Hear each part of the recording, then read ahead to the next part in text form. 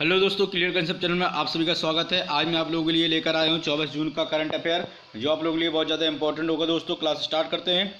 और आज का पहला क्वेश्चन है, government to link innovative agriculture technology to form to help farmer in north east region. दोस्तों इसको मत ही समझ, आप लोग स्टार्टिंग में देखते हैं थोड़ा ये समझते हैं कि ये तो पूरा सर ने इंग्लिश में लिख दिया है। दोस्तों ये जो न्यूज़ है उसके बेस पर मैं आपको लेकर आता हूँ, जिससे आप लोगों को ये ना लगे कि मैं कोई फेक क्वेश्चन बना रहा हूँ। जो भी न्यूज़ आती है डेली की उसको लेकर मैं पूरा उठाता हूँ, और जो भी कंटेंट होता है उसको लेकर फिर मैं आपको हिंदी में समझाता हूँ। पूरा जो भी है ये पूरा मैं हिंदी में समझाऊंगा। पहला ये कह रहा है कि जो बायोटेक है, बायोटेक ने एक किसान नामक एक एप्लीकेशन लॉन्च किया है। किसान बोले तो के वो वाला किसान नहीं है, हिंदी वाला SH वाला, ये KISAN, ये किसान। इसका फुल फॉर्म क्या है ये लिख लो आप लोग। इसका फुल फॉर्म है कृषि innovation science and application network. ये बायोटेक किसान दिया गया है, इसको नाम क्या दिया गया है, बायोटेक किसान नाम दिया गया है दोस्तों। और इसमें क्या किया गया है कि पूर्वोत्तर क्षेत्र के लिए, जो पूर्वी क्षेत्र हैं उनके लिए एक विशेष एप्लीकेशन, एक कॉल जारी की है। इससे कॉल किया जाएगा, एक ऐसा एप्लीकेशन लाए जिस पर कॉल की जाएगी, और जो भी जानकारी आपको साइंटिस्ट से चाहिए, किसान डायरेक्ट कांटेक्ट साइंटिस्ट से कर सकते हैं। ये इसलिए लाया गया है दोस्तों, जिससे कि किसान का डायरेक्ट मतलब कि कांटेक्ट हो सके। इसको एक नाम दिया गया था, साइंटिस्ट एंड किसान पार्टनरशिप। क्या कहा गया है, साइंटिस्ट एंड किसान पार्टनरशिप। तो दोस्तों ये एक टेक्नोलॉजी है जो डिपार्टमेंट ऑफ बायोटेक्नोलॉजी लाया है इसको, इस योजना को। कौन लाया है, डिपार्टमेंट ऑफ बायोटेक्नोलॉजी। एक एप्लीकेशन है दोस्तों, जिसके द्वारा किसान डायरेक्ट कांटेक्ट करेंगे। जो भी ऐसे खराब हुई, मान लो आप फसल उगा रहे हैं तो आपकी मिट्टी में उर्वरता नहीं आ रही है, कुछ भी हो रहा है, प्रॉब्लम आ रही है, तो उस तरीके से आप डायरेक्ट कांटेक्ट कर सकते हैं। इस एप्लीकेशन को डाउनलोड करके इससे डायरेक्ट कॉल कर सकते हैं साइंटिस्ट को, और एग्रीकल्चर से रिलेटेड सारी जानकारी मुहैया वो कराएगा आपको। अगर जानकारी मुहैया लेना चाहते हैं तो इस एप्लीकेशन के द्वारा ले सकते हैं। ठीक है दोस्तों, बस आपको ये भी याद रखना है कि ये किस डिपार्टमेंट के द्वारा लाया गया, तो डिपार्टमेंट ऑफ बायोटेक्नोलॉजी के द्वारा ये लाया गया है। ठीक है दोस्तों, ये इससे इम्पोर्टेंट था जो मैंने आपको बता दिया। ये देखो मैंने बताया कि विज्ञान एवं प्रौद्योगिकी मंत्रालय ने अपने मिशन कार्यक्रम बायोटेक कृषि नवाचार विज्ञान अनुप्रयोग नेटवर्क, जो आप लोग इसको जो किसान समझ रहे हो वो यही है, बायोटेक किसान के एक भाग के रूप में ये नॉर्थ ईस्ट क्षेत्र जो होंगे, नॉर्दर्न एरिया वाले, विशेष कॉल जारी किया गया है। ठीक दोस्तों, इस तरीके से ये आपको दिखाएगा। ठीक है, नेक्स्ट। और ये जो मैंने बताया किसने लाया, तो डिपार्टमेंट ऑफ बायोटेक्नोलॉजी के द्वारा लाया गया है। ठीक है दोस्तों, नेक्स्ट जो न्यूज़ निकल कर आई है बहुत इंपॉर्टेंट न्यूज़ है। इसमें बताया गया है कि Orissa become the only state to have all 3 species of crocodile. जो क्रोकोडाइल की 3 स्पीसीज हैं, वो तीनों स्पीसीज कहाँ पाई गई हैं, उड़ीसा में पाई गई हैं। कौन कौन से वो 3 हैं उनके बारे में आप लोग जान लीजिए। तो कौन कौन वो 3 हैं उनके बारे में ये देखो, पहली जो आप लोगों को दिखाई गई हैं तीनों, वो तीनों ये देख लीजिए आप, तीनों प्रजातियां हैं। पहली कौन सी है, रेप्टाइल्स फ्रेश वाटर, जो गारियल्स है। कौन सा, गारियल्स, घड़ियाल जिसको बोलते हैं ना, गारियल्स, वो पाया गया है। कहाँ पर पाया गया है, सतकोसिया में पाया गया है। ठीक है, कहाँ पर पाया गया है, सतकोसिया इन मेहंदी डिस्ट्रिक्ट में। ठीक है ना, सतकोसिया में पाया गया है।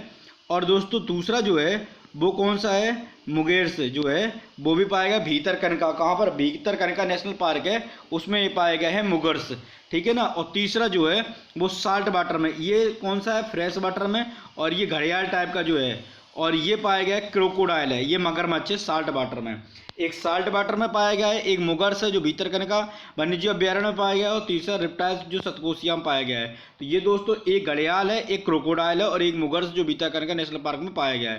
तो ये तीनों आप लोगों के लिए इंपॉर्टेंट हैं। जो तीनों स्पीसीज थी किसकी, क्रोकोडाइल की, वो तीनों स्पीसीज कहाँ पर पाई गई, एकमात्र स्टेट जो कौन सा है, जो उड़ीसा, जिसके CM कौन है, नवीन पटनायक जी इसके CM है। ठीक है दोस्तों, तो ये आप लोग तीनों नोट डाउन कर लेना, स्क्रीनशॉट लेना, बहुत ज़्यादा इंपॉर्टेंट था आप लोगों के लिए। नेक्स्ट न्यूज क्या निकल कर आती है कि सेबी रिकंस्टिट्यूट टेक ओवर पैनल। क्या है इसका मतलब, इसके बारे में आप लोग जान लीजिए।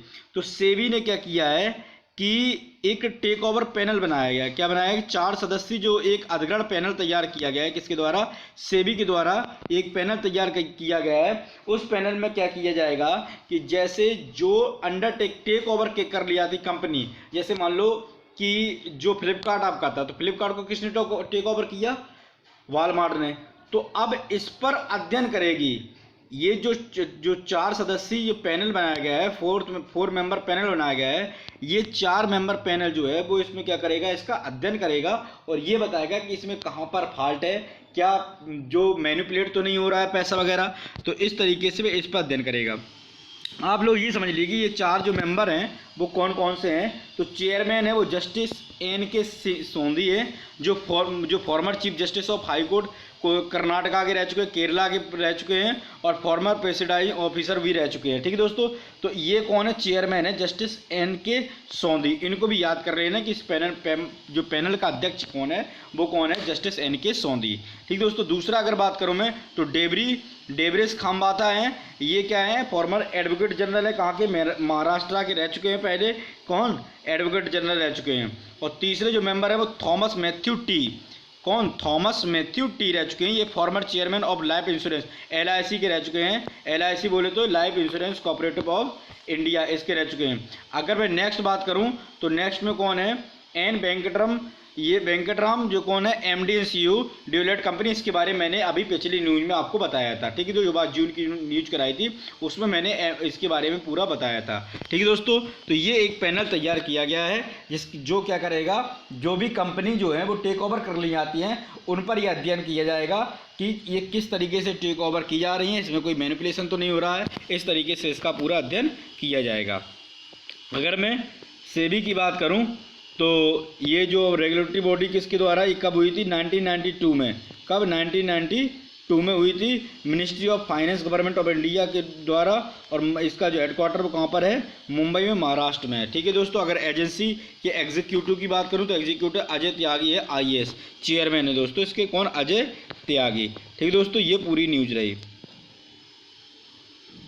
दोस्तों नेक्स्ट बात निकल कर आती है कि जो minority affairs minister Shri Mukhtar Abbas Naqvi launch nation wide जान है तो जहान है, जान है तो जहान है, एक कैंपेन चलाया गया है एक अवेयरनेस फैलाने के लिए कि जो माइनॉरिटी जो मिनिस्टर हैं उन्होंने, माइनॉरिटी अफेयर मिनिस्टर उन्होंने कैंपेन चलाया जान है तो जहान है, मतलब कोई जो कोरोना वैक्सीन है उसके लिए। तो कोरोना वैक्सीन आप लोगों को लगवानी चाहिए, इसके लिए इन्होंने ये अवेयरनेस, एक कैंपेन है, ये कैंपेन चलाया गया है।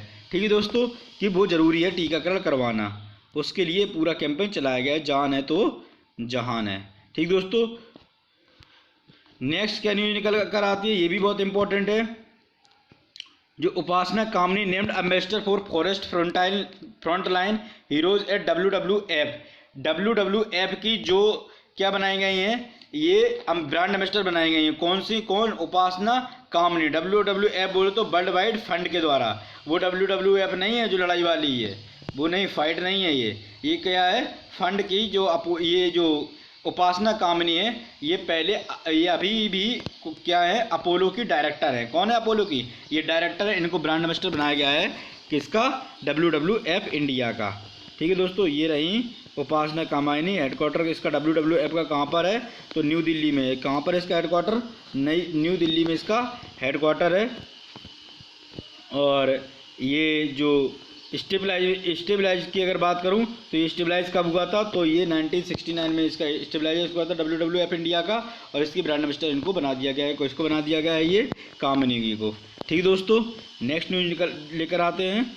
ये सीज डायरेक्टर ऑफ अपोलो हॉस्पिटल की, ये क्या है? डायरेक्टर हैं। नेक्स्ट क्वेश्चन भी इंपॉर्टेंट है। क्या है इंपॉर्टेंट है? प्रतिमा मूर्ति अपॉइंटेड डायरेक्टर ऑफ जो निमहंस है उसकी ये क्या किए? डायरेक्टर जनरल बनाई गई। निमहंस बोले तो national institute of mental health, जो हेल्थ न्यूरो साइंस बेंगलोर, जो बेंगलोर में न्यूरो साइंस का जो इंस्टीट्यूट है उसकी ये क्या बनाई गई है? डायरेक्टर जनरल बनाई गई हैं। ठीक दोस्तों, किसके लिए कौन बनाया गया है? तो प्रतिमा मूर्ति बनाई गई हैं। किसकी? ये बेंगलोर में है, national institute of mental health neuro science. ठीक दोस्तों, ये निमहंस जो है उसकी डायरेक्टर बनाई गई हैं। कौन? ये।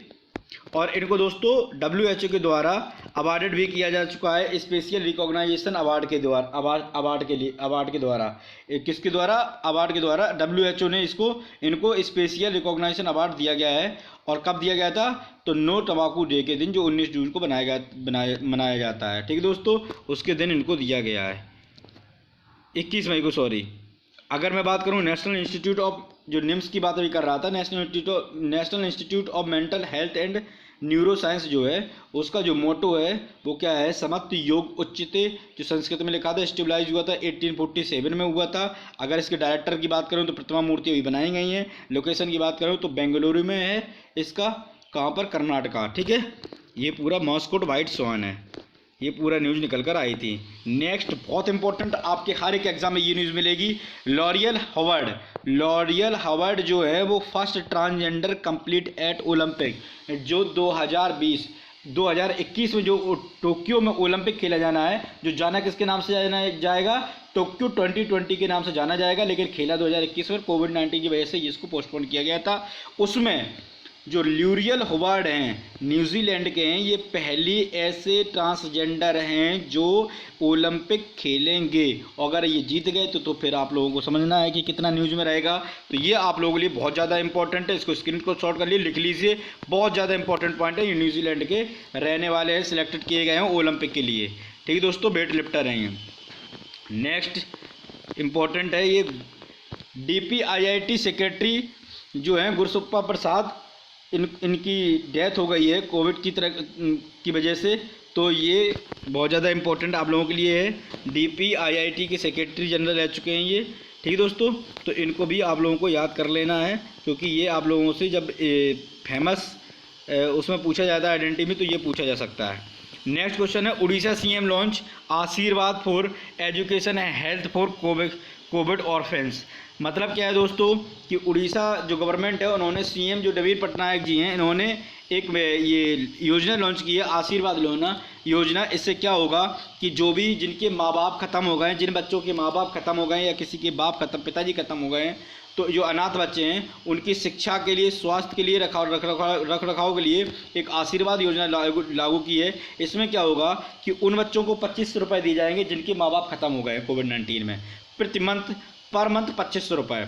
और दोस्तों जिनके सिर्फ माँ बाप में से कोई एक खत्म हुआ उसको 1500 रुपये, और 1000 रुपये उसको दिए जाएंगे जो अदर योजना को पहले से ले रहे हैं, कोई योजना पहले से उसका लाभ उठा रहे हैं, उनको 1000 रुपये पर मंथ दिया जाएगा। और स्वास्थ्य, शिक्षा वगैरह ये तो सब कॉमन है, क्योंकि ये तो government of India, central government of India और राज्य के नीति निर्देशक तत्व में भी ये दिया गया है कि शिक्षा और मूल अधिकार भी है, शिक्षा और बाल मजदूरी न कराई जाए। इस तरीके से पूरा इन्होंने इसमें प्रावधान दिया है। ठीक दोस्तों, इसलिए उनको नहीं लेकर आए, लेकिन जो जरूरी थे उनको लेकर आया हूँ। नेक्स्ट क्वेश्चन है दोस्तों, नेक्स्ट का इंपॉर्टेंट न्यूज़ निकल कर आई है, the 7 since of being a mother. एक पुस्तक है the 7 since being of mother, ये ताहिरा कश्यप लेकर आई है। ताहिरा कश्यप खुराना ने ये अनाउंस किया है कि ये पुस्तक लिख रही हैं, ये पुस्तक लेकर आई हैं the 7 since of being a mother. Mother बनने में कितनी परेशानियां होती हैं, उस तरीके से ये अपने उसमें लेकर आए। ये आप लोग देख सकते हैं, ताहिरा कश्यप खुराना ये हैं 7 since of being a mother लेकर इन पुस्तक आई हैं। अगर इंपॉर्टेंट पुस्तक में पूछा जाएगा तो ये क्वेश्चन पूछा जा सकता है, इसलिए आप लोगों के लिए बहुत ज़्यादा इंपॉर्टेंट है, इसको याद कर लीजिएगा। ठीक है दोस्तों, ये कई पुस्तक ला चुकी हैं, अगर देखना हो आप देख सकते हैं। My journey in Bollywood and salt out जैसी किताबें इन्होंने लिखी हैं, कई किताबें लिख चुकी हैं ये। ठीक दोस्तों, नेक्स्ट है कि विश्व मानवतावादी दिवस जो है वो कब मनाया जाता है, वर्ल्ड ह्यूमनिस्ट डे जो है वो कब मनाया जाता है। तो दोस्तों ये मनाया जाता है 22 जून को। कब मनाया जाता है? 22 जून को ये वर्ल्ड ह्यूमनिस्ट डे मनाया जाता है। कब से मनाया जा रहा है दोस्तों? ये मनाया जा रहा है 1980 से। और कब मनाया जाता है? तो 14 जून को, 22 जून को, हाँ, जिस दिन योगा डे मनाया जाता है उसी दिन ये भी मनाया जाता है। ठीक है, 21 जून के दिन योगा डे, 22 जून को ये मनाया जाता है। और 2014 से दोस्तों योगा डे मनाया जा रहा है, 1980 से ये वर्ल्ड ह्यूमनिस्ट डे मनाया जाता है। 21 जून, गलती हो गई थी, योगा डे भी इसी दिन मनाया जाता है। तो दो विशेष दिन मनाए जा सकते हैं, दिवस मनाए जा सकते हैं एक दिन में। तो 21 जून को ये वर्ल्ड ह्यूमनिस्ट डे मनाया जाता है। ठीक है दोस्तों, मानवता के लिए बनाया जाता है कि मानवता की प्रकाष्ठा जो है अभी भी बनी रहे, उसको अवेयरनेस करने के लिए इसको मनाया जाता है। कब से मनाया जा रहा है? तो 1980 से मनाया जा रहा है। ये वर्ल्ड योगा डे इसलिए बता दिया था क्योंकि आप इससे पूरा इसको याद कर सकते हैं। ठीक है दोस्तों, तो जो मोस्ट इंपॉर्टेंट क्वेश्चन थे तो मैंने 10 करा दिया आप लोगों के लिए। आप लोगों को इसको नोट कर लेना है, जो भी गलती हो उसको कमेंट बॉक्स में डालिए। अगर कुछ मुझसे धोखे से भूल गया हो तो उसमें सुधार किया जा सके। और दोस्तों इस तरीके से आप लोग मेरे साथ जुड़े रहिए, मैं आप लोगों को लिए डेली करंट अफेयर डेली लाऊंगा अब। और ये जो आप लोगों का थोड़ा भी पसंद आया तो इसको लाइक करिए, सब्सक्राइब करिए, शेयर करते रहिए, इससे आपके दोस्तों के पास भी ये खबर पहुंच सके। धन्यवाद दोस्तों।